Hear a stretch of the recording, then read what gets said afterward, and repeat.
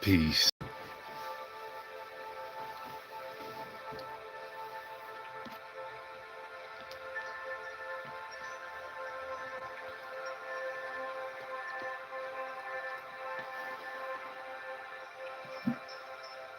Peace, peace. Gratitude and highest heart. Welcome to the YouTube live book reading of Clinical Application of Respiratory Care. We're at number 3. It's so big right now. Like, this is so deep. This whole reading. Well, I don't know you for being here. Thank you so much. Peace, company. Highest heart line. Okay. Clinical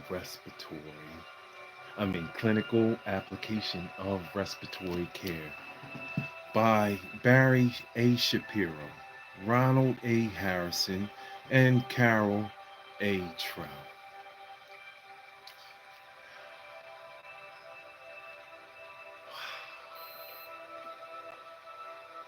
See that?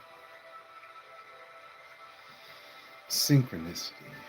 So we pick up at page 16. I'm your moderator and narrator, Uriel. Right in the middle.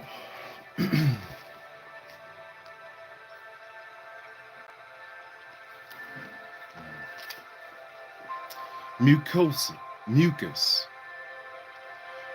The tracheobronchial tree epithelium contains numerous serous and mucus glands.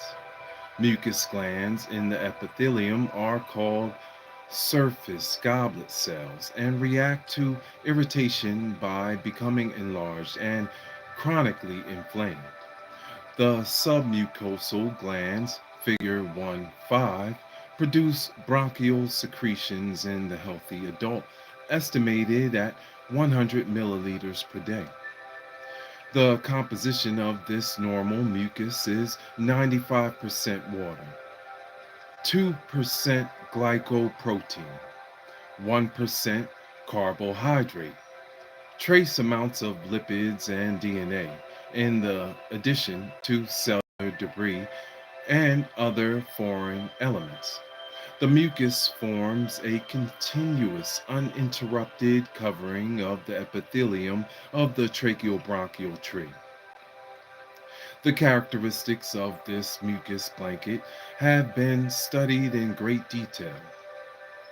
Its properties of viscosity and elasticity are greatly dependent upon the water content, mucin, and serous elements present. There is a progressive decrease in the water content of mucus from its formation at the mucosal surface to the inner luminal surface. See figure 1.5. The continuum has been arbitrarily subdivided into 2 distinct layers. The layer adjacent to the mucosal surface, the sole layer, and the more viscous layer, the gel layer.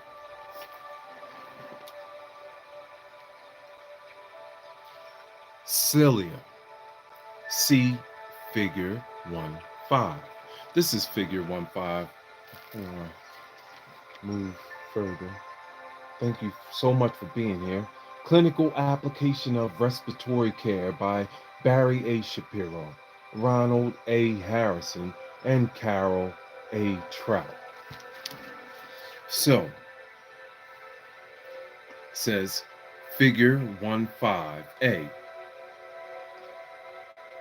The mucociliary escalator, see text. B.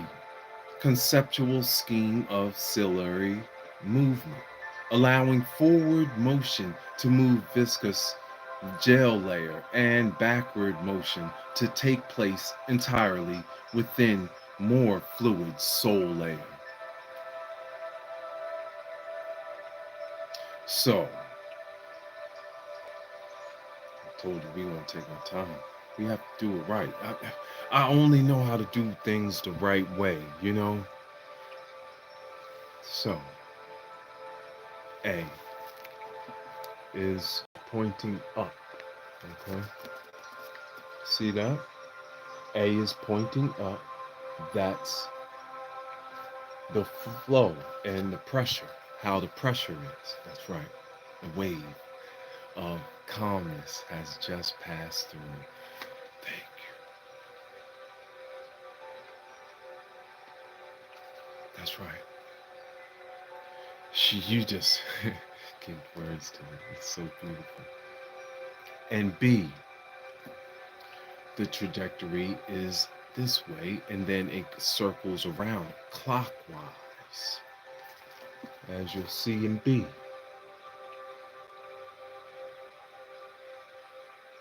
Peace, epic rainbow, highest heart love. Welcome to the YouTube live book reading of Clinical Application of Respiratory Care.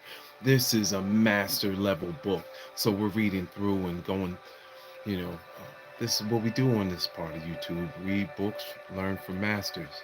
I'm Master Uriel Neville Riley. Thank you so much for being here. Live from the light in LA. All right, here we go. Cilia. See figure 1-5. The cilia lie almost entirely within the fluid soul layer. The ciliary control mechanisms are unknown, but their beating action has been well studied. The forward movement of the cilia makes the upper end of the hair-like projection extend into the viscous gel layer and pulls it forward. During its backward motion, the cilia folds upon itself. Thus, the backward motion is entirely within the soul layer and has little backward pull on the mucus blanket. Because of this viscous and elastic properties of the gel layer, this intermittent ciliary pull is transformed into a continuous movement toward the larynx.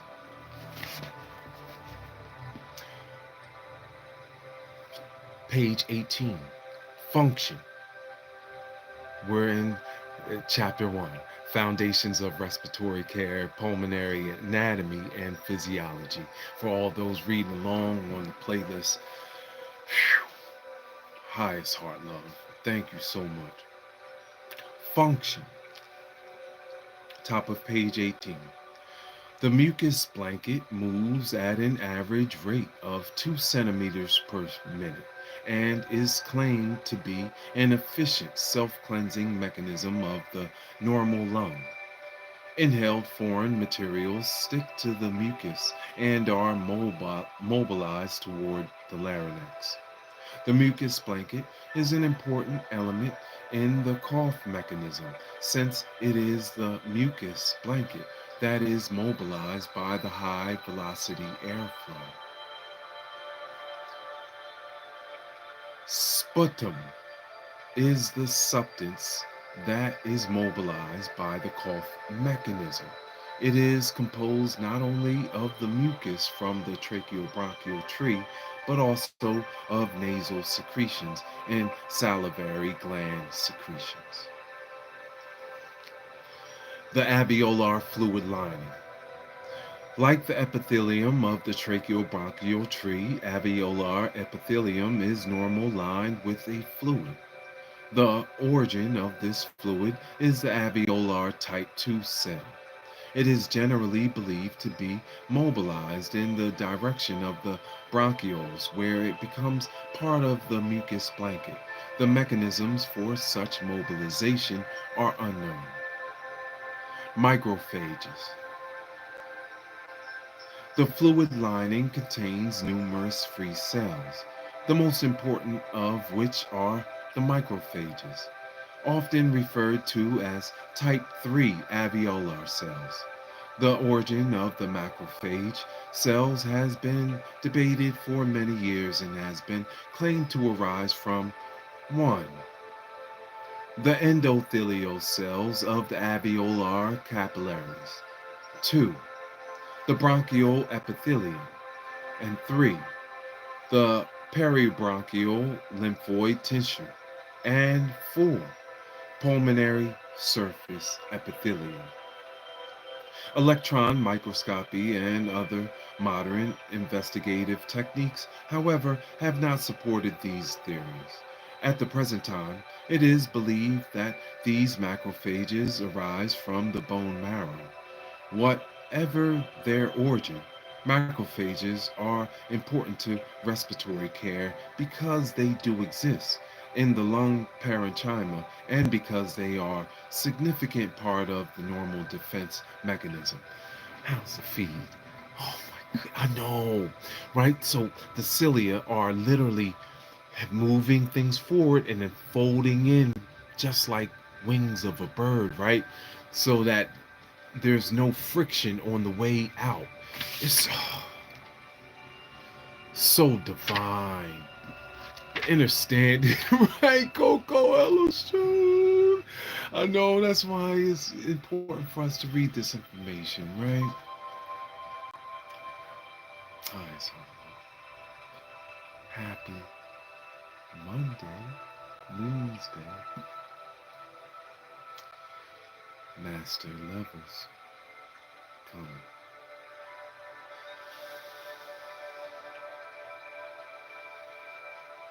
Electron microscopy and other,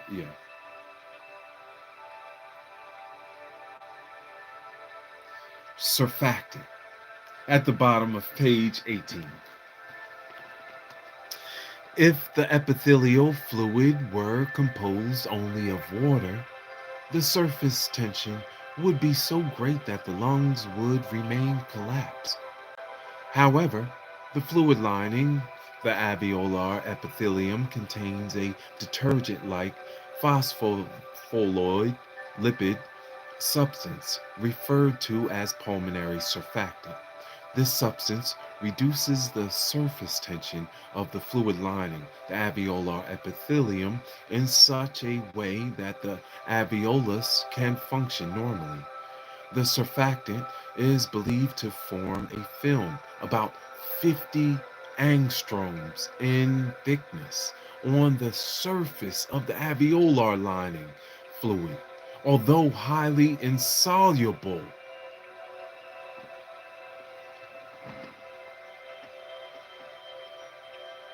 Ding!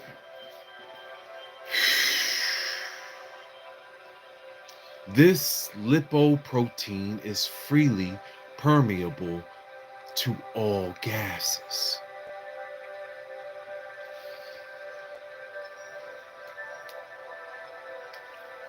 Crystal magnetized and level. I'm going to read that again.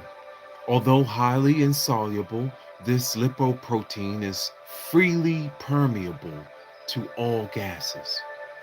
The origin of this surface active material is the alveolar type 2 cells.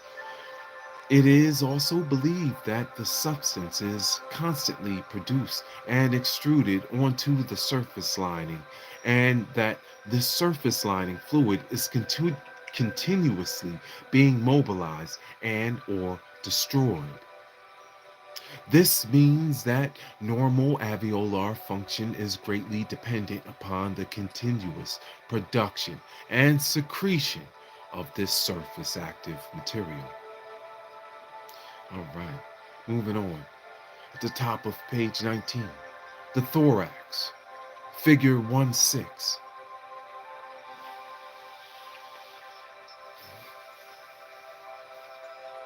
The lungs are the organ of external respiration and, in the adult, provide over 70 square meters of epithelial surface and capillary networks through which external respiration takes place. The lungs lie free in their pleural cavities and attach only at the hilus, where the various structures enter and leave. The liver pushes the right hemidiaphragm up, resulting in the right lung being shorter and broader than the left lung. However, the left lung has smaller volume because the heart occupies a portion of the left thorax.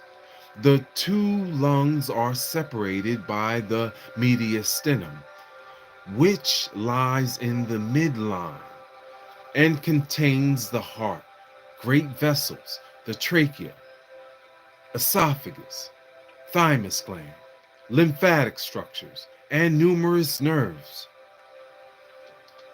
Ding! Big time ding.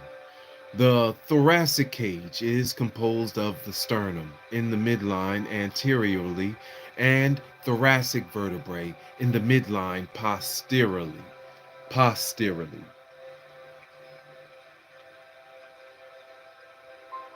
These two bony structures are connected by C-shaped ribs, which conjoin directly to the vertebral bodies and indirectly to the sternum by cartilage. The thorax is cone-shaped, with the smaller end of the cone near the head. The thorax houses and protects the vital organs of the cardiopulmonary system and gives support to the shoulder girdle of the skeleton. It provides attachment for many extrinsic muscles of the upper limb and vertebral column and the skull. We learned this when we learned about the CNS.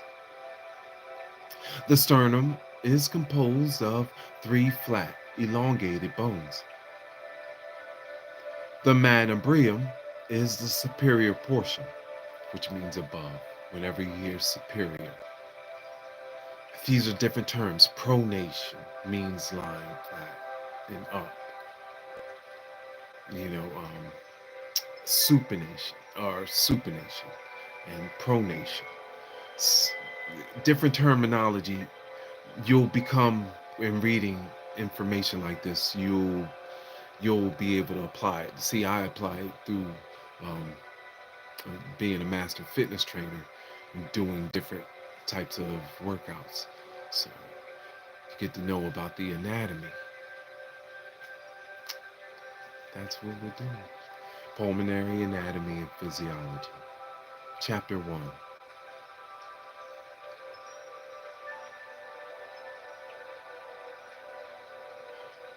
The manubrium is the superior portion. The body is the mid portion, and the xiphoid process is the inferior portion. The lower third of the body of the sternum is reasonably mobile. It is this portion which is compressed for closed chest cardiac massage. There are 12 pairs of ribs and costal cartilages. The first 7 ribs are called the true ribs, since they articulate through costal cartilages directly with the sternum. The last 5 pairs of ribs articulate with the rib above through costal cartilages, but are not directly connected with the sternum. The thoracic vertebral column is composed of 12 bony vertebrae, separated by intervertebral discs of a spongy nature. These discs act as shock absorbers and protect the numerous nerves entering and leaving the spinal canal. Okay, so here's figure 1/6, top of page 120 or 20. Thank you for all being here. Thank you for the likes and subscribes. We're pushing towards 500. Reading Clinical Application of Respiratory Care by Barry A. Shapiro, Ronald A. Harrison, and Carole A. Trout, second edition. This is a $3,500 book we are reading for free on YouTube for the people. Because this information should be shared. We can help heal others as well as heal ourselves. Right? So, as you see, it's showing the manobrium, the body, the xiphoid process, going from top to bottom. And the sternum is composed of all of that. And then you have the costal cartilage, and then the rib, right, at the top.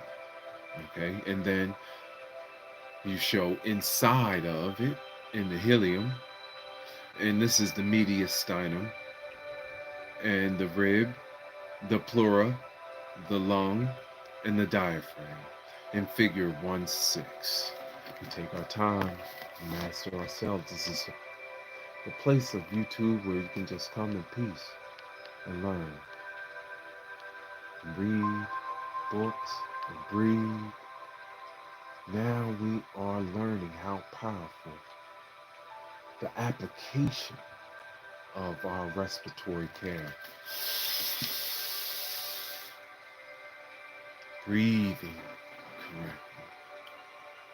Thank you for being here in this part of YouTube. Peace, love in one another. Let's just grow.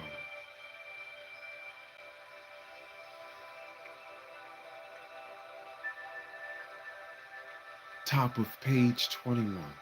Thank you for breathing with me. Thank you for reading with me. Okay. Awesome. Okay. That was better. Excellent. Muscles of ventilation.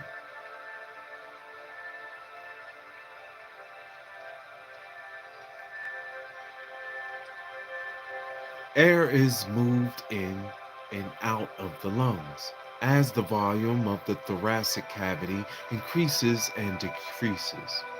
This volume change is accomplished by the action of muscles on the bony structures of the thorax.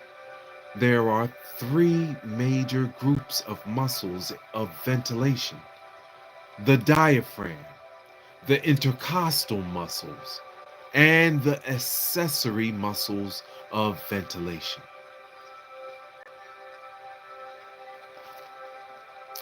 The diaphragm.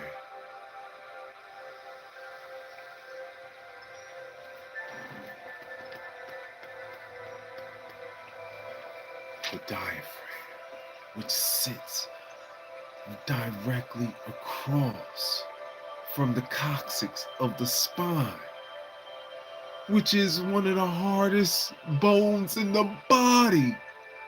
It's protecting it. It's posterior to it.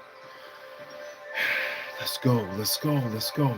Here we go. Diaphragmatic breathing.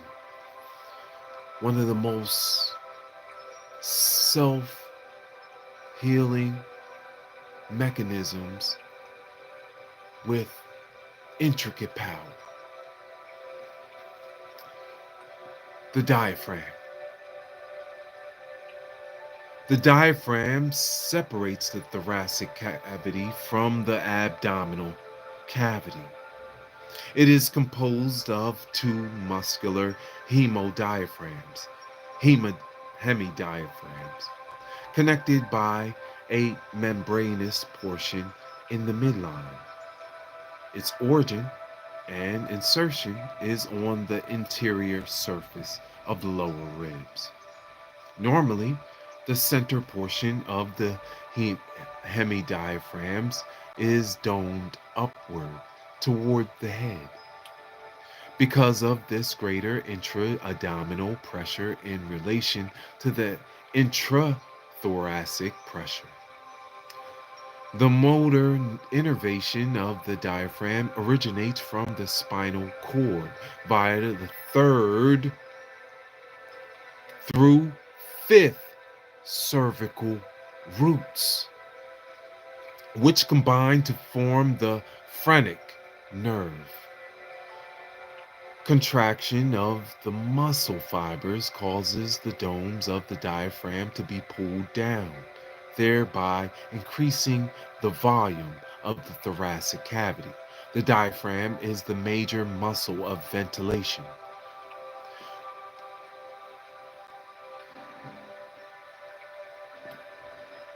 Ding! I'm going to read it again. The diaphragm is the major muscle of ventilation. The normal excursion of the diaphragm is approximately 1.5 centimeters, which can be increased to as much as 7 or 8 centimeters during deep breathing.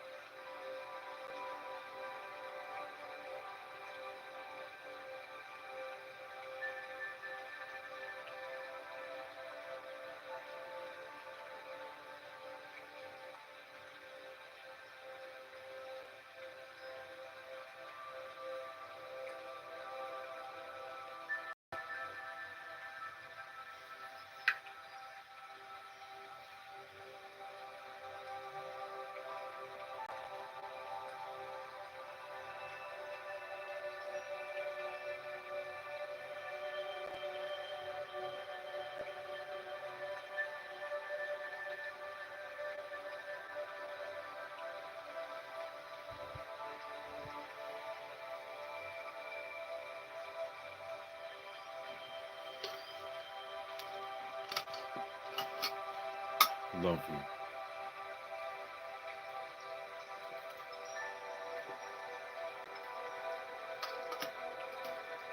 Love you.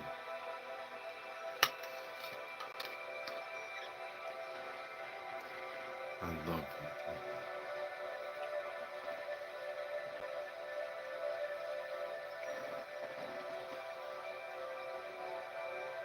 Although the diaphragm is the primary muscle in normal breathing, the other muscles of inspiration provide a great reserve.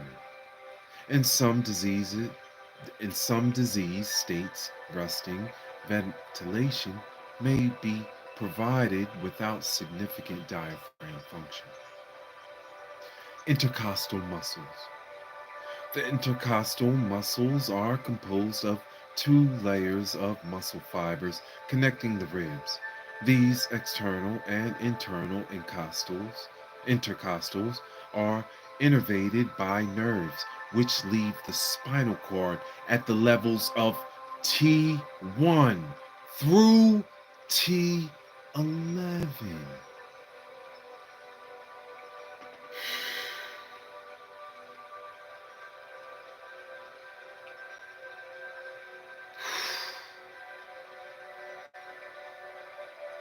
Contraction of the external intercostal muscles elevates the anterior end of each rib, causing the rib to be pulled upward and outward. This action increases the anterior posterior diameter of the thorax. The internal intercostals tend to pull the ribs down and in. They are believed to play a role in forceful expiration. The intercostals are capable of maintaining a high level of ventilation on their own. These muscles do not play a major role in normal resting ventilation.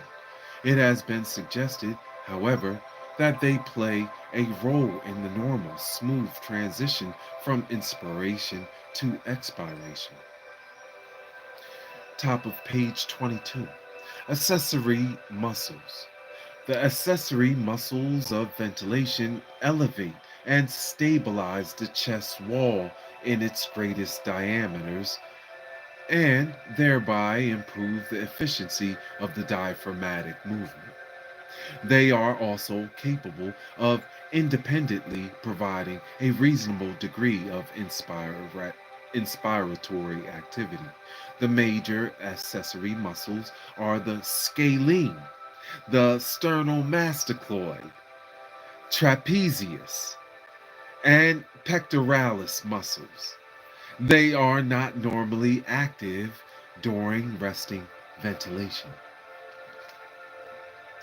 Expiratory muscles. Inspiration is always an active muscular event. Expiration is usually passive, depending primarily upon the elastic recoil of the lung and the chest wall. The abdominal muscles play a major part in active expiration. These muscles include the external oblique,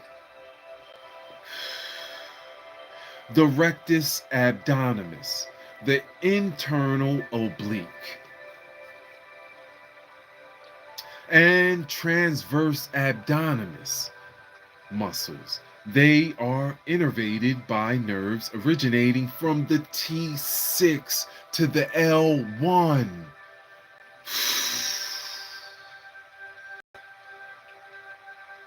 The T6 to the L1.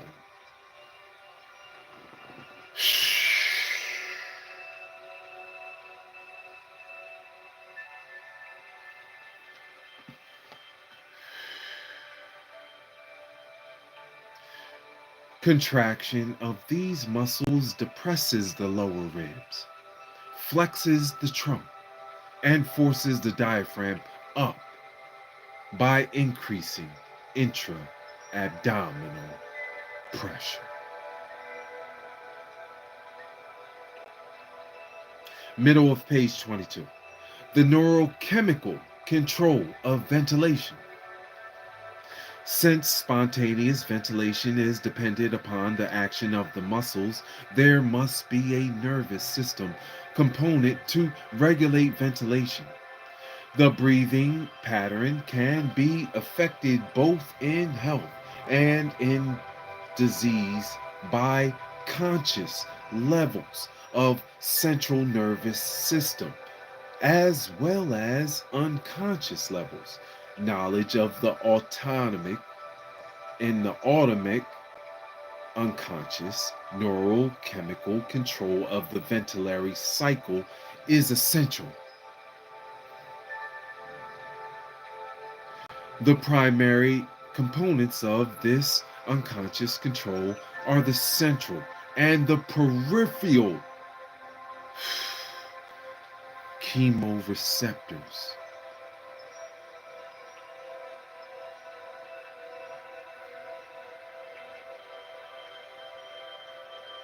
I'll put this stuff in the vocabulary. I will.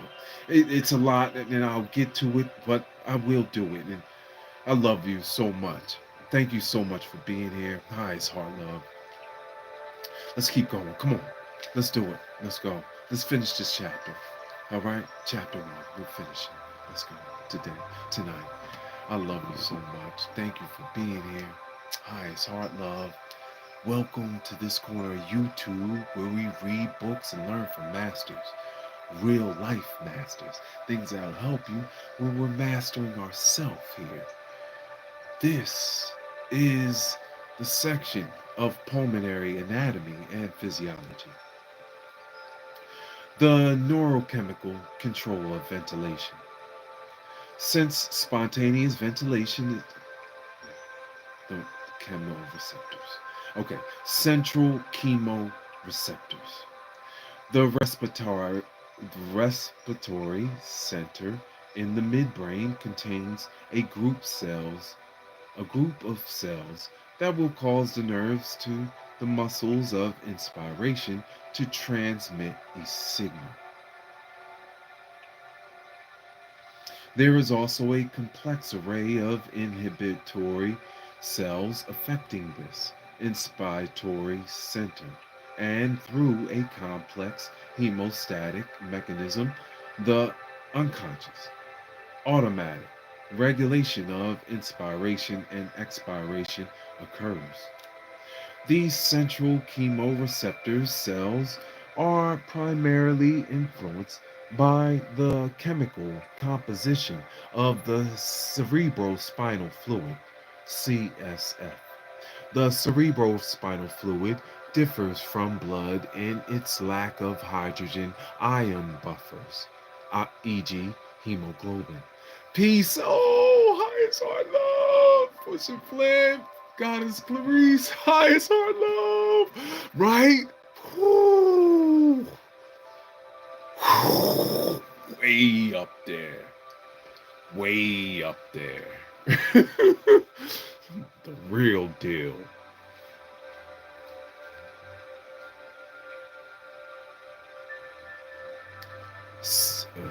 I'll go to that last sentence because that's very key. The cerebrospinal fluid differs from blood in its lack of hydrogen ion buffers, e.g., hemoglobin. Since carbon dioxide freely diffuses between blood and cerebrospinal fluid, a given PCO change will result in a hydrogen ion concentration change in the cerebrospinal fluid in response to an increase in hydrogen ion concentration, decrease in pH of the cerebrospinal fluid. It's very key. In short, I'm going to, because I have to do this. I have to. That's the only reason why someone like me is giving this information to read it. If you're holding your breath, that's increasing the hydrogen in your body. So it's decreasing the cerebral spinal fluid. In response to an increase in hydrogen ion concentration, decrease in pH of the cerebral spinal fluid. The central chemoreceptors stimulate the inspiratory center as well as the vasomotor center. Thus, the normal neurochemical control of the ventilatory cycle is that of the arterial PCO and its effect on the cerebral spinal fluid pH. The normal response will be an increase in depth, followed shortly by an increase in rate. The vasomotor center is stimulated to increase cardiac output and increase peripheral vascular resistance. Peripheral chemoreceptors. There are chemoreceptors located on the aortic arch and at the bifurcation of the internal and external carotid arteries, which are called the aortic and carotid bodies. These small specialized neural bundles are extremely vascular and have a metabolic rate and oxygen consumption per gram of tissue far in excess of any other tissues in the body. This is where we're talking about burning fat. Gosh.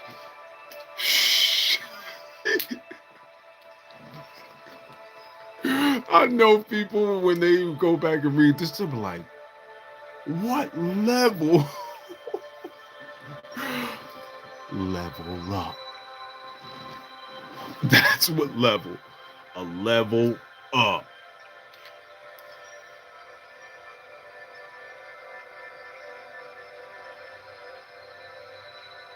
The carotid and aortic bodies can be stimulated by low PO2s. Decreased blood flow, decreased hemoglobin content, decreased hemoglobin saturation, greatly increased PCO2s, increased hydrogen ion concentrations, and methemoglobin. For all practical clinical purposes, one can think of the peripheral chemoreceptors as responding to decreased oxygen supply. There you go. Stimulation of these bodies causes 1. increase tidal volume and ventilatory rate. See, this is giving you all the clue, is giving you all the answers. It's like a cheat code, literally. That's what it's saying. This is going to be a positive correlation in this. We're waking it up in the world. That's why this is low key. I already know who is on board and I know who's not. I can see it. That's what us masters do. Way ahead of the game. I'm not guessing.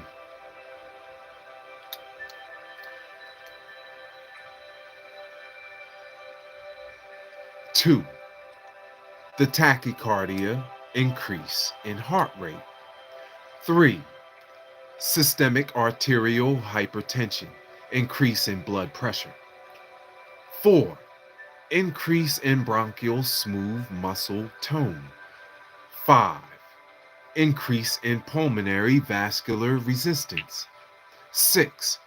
Increase in the secretions of the adrenal glands. And 7. Increase in activity of the cerebral cortex. Some studies have reported constriction of lung vessels and occasionally bradycardia. And bradycardia. Again, for all practical purposes, it can be considered that stimulation of the peripheral chemoreceptors increases minute ventilation and cardiac output. It is essential that the differences and interrelationships of the peripheral and central chemoreceptors be understood. The central chemoreceptors will respond to changes in arterial carbon dioxide tension of 1 millimeter Hg, whereas peripheral chemoreceptors will not respond to carbon dioxide tension changes of less than 10 millimeters Hg. Central chemoreceptors do not respond to low oxygen tensions in the arterial blood. If blood flow, pH, PCO2, and hemoglobin content are normal, the PO2 must fall below 60 millimeters Hg before the peripheral chemoreceptors will respond. It takes from 2 to 3 minutes for the central chemoreceptors to show a response to an increase in CO2 tension of the 6 millimeter tension of the 6 millimeter Hg, whereas a CO2 increase of 15 millimeters Hg will elicit a response in 1 second.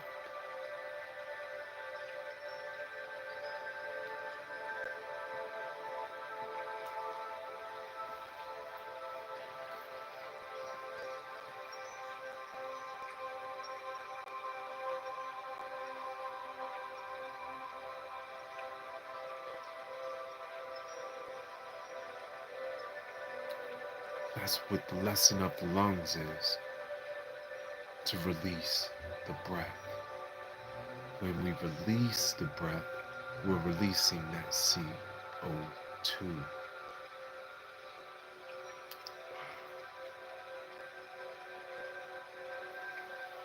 We're almost there. I know we can do it. I told you we can do it. Right?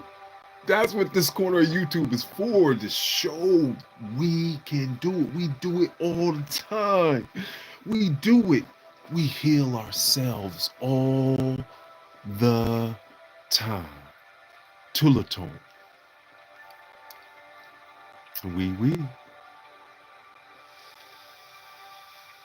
Yvette.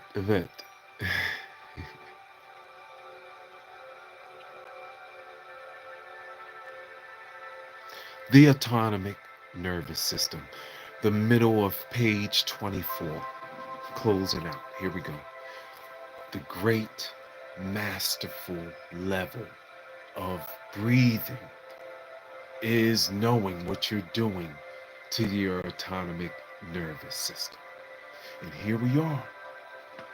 Here we are. Reading it on YouTube, live from the light. Right? Ashay, she said, yes, it is. Breathe in, Trout. Thank you so much, Goddess. I got my minds in the building, keeping the chat so glorified of sacred, so we can just, roll this off to the people. I have angels all around me. My minds are the same exact way. We are angels to ourselves all around us, all the time. I hear you. I hear you all the time saying, come on, Rel, it's time. Okay, all right, I'm here. Rel, we need some peace. Rel, there's so much going on. Oh, I got you. I'm here. Call on Archangel Uriel. You're going to level up every time. That's what I'm here for. Okay, the autonomic nervous system. Breathe this in. That's why I told you we taking our good old time. This is our world. This is peace. The autonomic nervous system is that part of the total body hemostatic mechanism that is concerned with non-voluntary reflex function. This system is divided into the antagonistic systems, the sympathetic and the parasympathetic. Sympathetic system. The sympathetic adrenergic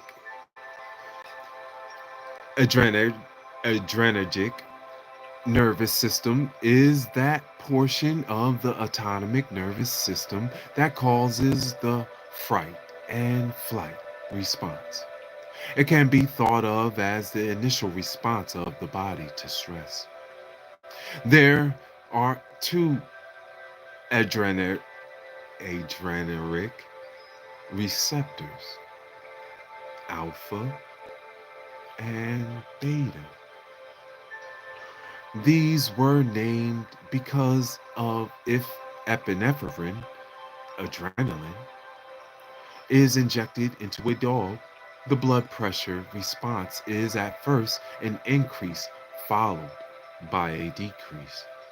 The increase in blood pressure was labeled the alpha response, and the decrease in blood pressure, the beta response.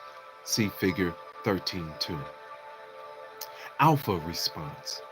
The alpha response is due to receptors in the smooth muscle of the arterioles causing constriction.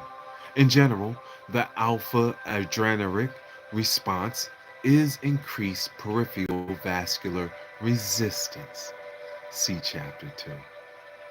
Beta response. The prime function of the beta adrenergic system is on the heart and the lungs. Beta 1 activity causes an increased strength in the myocardial fibers along with an increase in cardiac rate. Beta 2 response causes dilation of the bronchial smooth musculature, the bronchial dilation. Parasympathetic system.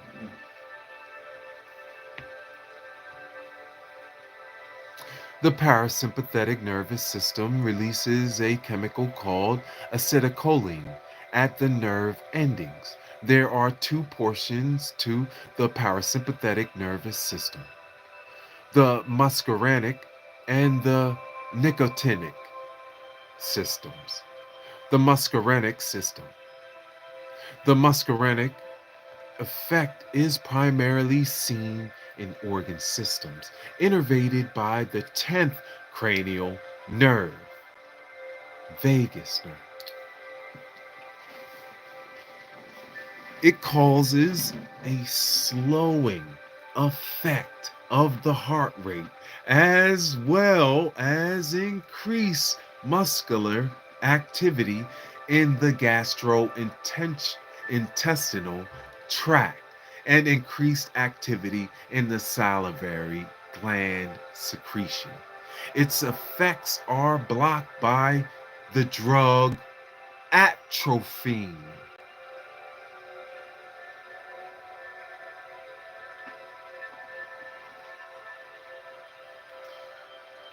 The nicotinic system.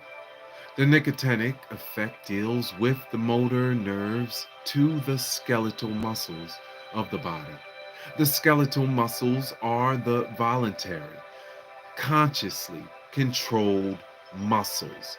The nicotinic effect is important because most of the pharmacological logic muscles relaxants act upon the nicotinic receptors. We did it. Completion of chapter 1. Ah, it's hard now.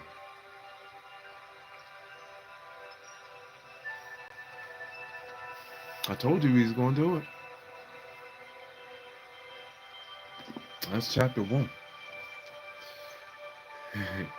We got 500 pages more to go. We did it.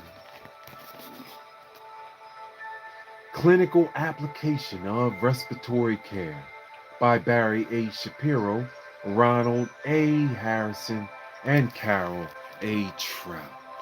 Thank you so much for reading with us.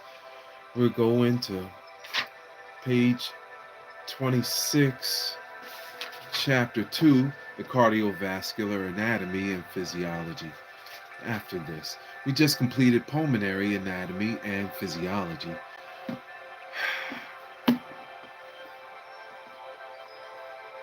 That's how detailed, right? Yeah, rock with me.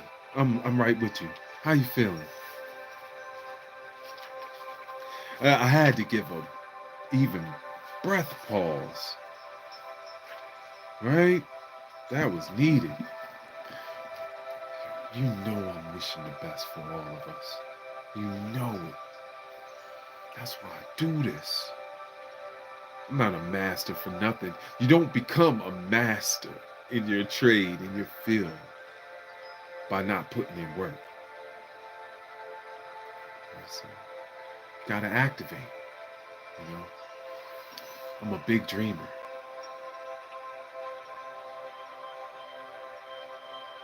I said,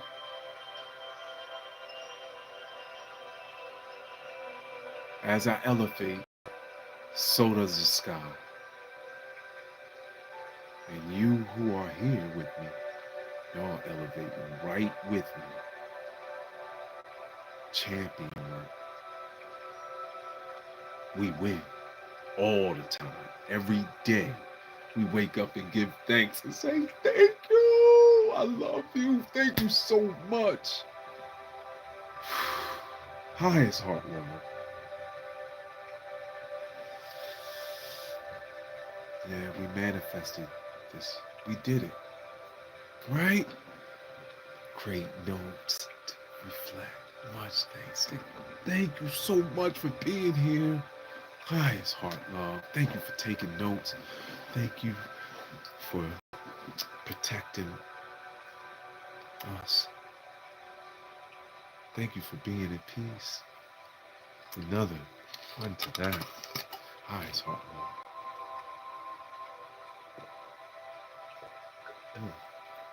So important. We did it again. All right, here we go. Love you. I will talk to you soon. I would love to hear any thoughts. How was the feed, stuff like that?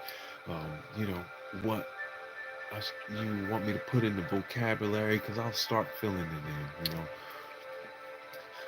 Thank you for realizing that I've been doing all of this on this channel and still living my life, right? Because this is a part of my life, right? Giving y'all peace, but I've been doing it all by myself. It's my choice. That's when I went to the top of the mountain to learn. It was like, you got up here. Most people will never ever see that. So, what's it to just keep to yourself? You have to give it to the people, you know? Peace, Marquise! Eyes, heart, love. Aunt Connie. That's what I had to do. Okay. All right, here we go. Light beings unite, saying a prayer in love for Aunt Connie. Eyes, eyes. Our great aunt has elevated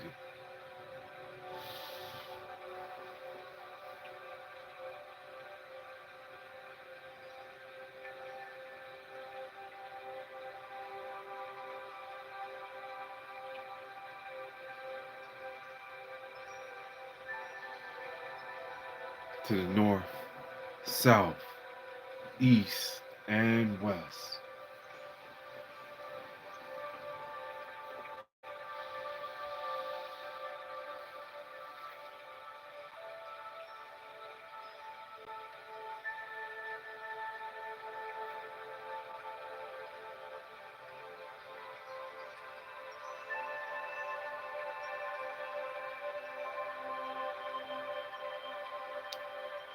We always love you. Thank you so much. Beautiful, great smile. Always loving on us.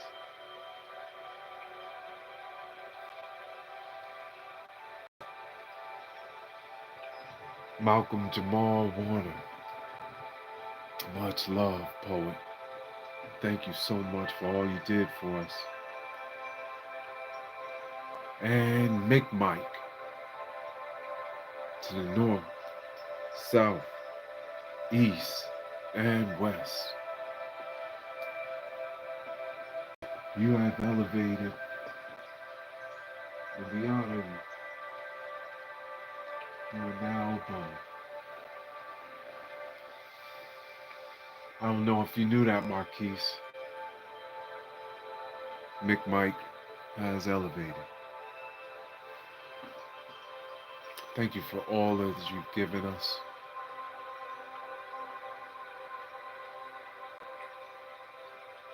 I carry you with me. Highest heart love. Peace to the angels, right? So, to you as well as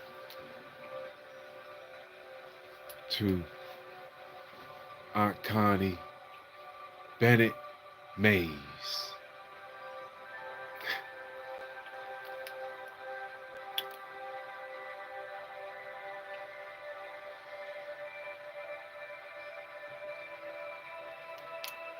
Michael Cousins.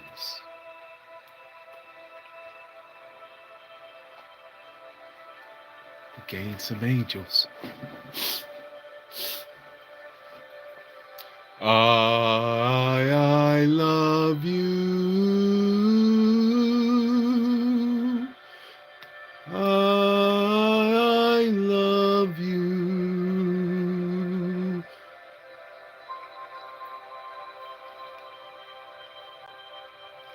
Peace, peace.